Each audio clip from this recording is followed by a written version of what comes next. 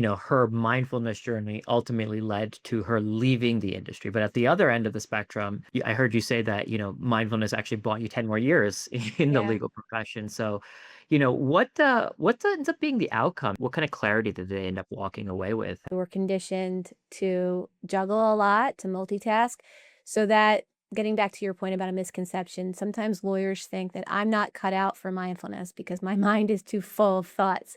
Yeah. And we're not trying to change the landscape of our minds. We're not trying to get rid of our thoughts. We realize that we don't have to engage in every thought. And that in and of itself can be so powerful because a lot of times we buy into our thoughts and they can work against us as attorneys.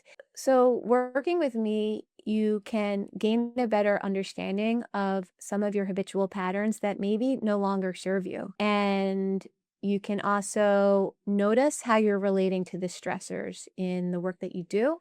But people have the misconception that if they practice mindfulness, they're gonna become too relaxed, that they're just gonna be like a blob in a courtroom, or they're gonna not be sharp at deposition, and it's quite the opposite.